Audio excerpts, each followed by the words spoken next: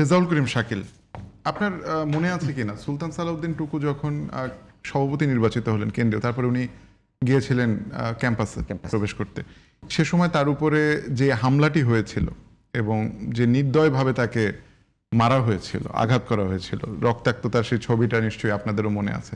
এখন সেই ছাত্রদলের উপরে যখন কেউ অভিযোগ করে যে আপনারা যে সময় মজলুম ছিলেন, এখন যখন আপনারা ক্ষমতা বলয়ের মধ্যে এসেছেন আপনারা জালিম হয়ে উঠছেন, এই অভিযোগ আসলে ছাত্রদল কিভাবে দেখে? দেখুন, আপনি কেউ যদি কল্পনা করে আকাশে চড়ায় তাহলে আমি তো তাকে বাধা দিয়ে রাখতে পারবো না।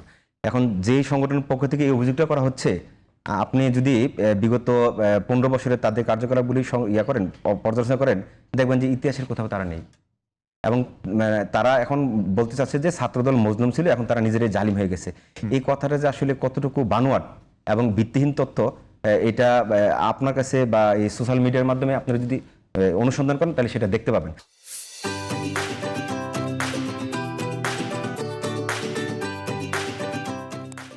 আপনি ছাত্রদল মজলুম থেকে জালিম হয়েছে এরকম একটি প্রমাণ যদি দিতে পারেন তাহলে আমি বলতে পারবো যে আসলে যে ছাত্রদল এখানে জালিমের ভূমিকা পালন করছে।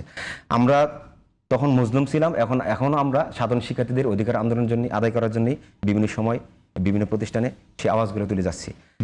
সুলতান সালাউদ্দিন টুকু ভাইয়ের উপর যে হামলা হয়েছিল, এই হামলাটা ছাত্রলীগ কিভাবে বর্বরভাবে হামলা করেছিল এবং সেই ছাত্রলীগের হয়ে আপনি যদি দেখেন, যদি এই যে কথা আবার ঘুরিয়ে এক জায়গায় চলে আসে, হ্যাঁ, যে আসলে ছাত্রলীগ হয়ে আসলে তখন তারা কারা ছিল, এটা আসলে খুব হাস্যকর। এবং এটা বলতে গেলে এখন আর মানুষ বলার আগে বুঝে ফেলে যে আসলে ছাত্রলীগ হয়ে এসেছে তাহলে কারা ছিল। এই যে গুপ্ত কথাটা আমি আনতে চাই না, কিন্তু তারপর কিন্তু গুপ্ত কথাটা চলে আসতেছে।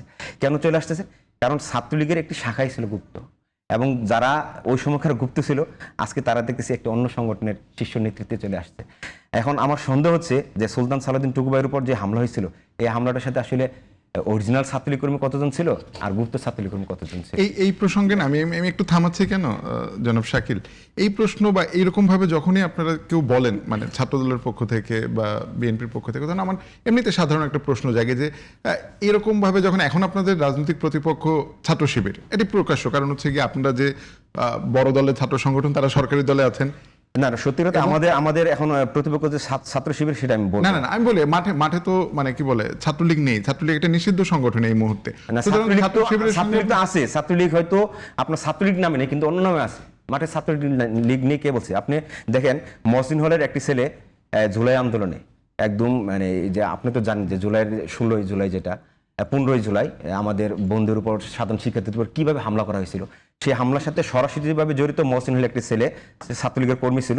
এবং সেই ছেলেটার নামে যখন ইউনিভার্সিটির প্রশাসন মামলা করলো বা একটা নতুন একটি মামলা হলো, সেই মামলা থেকে তাকে রিলিজ দেওয়ার জন্য আপনার বর্তমান ডাকসুর ভিপি সাদিক কাইম সে নিজে সুপারিশ করছে।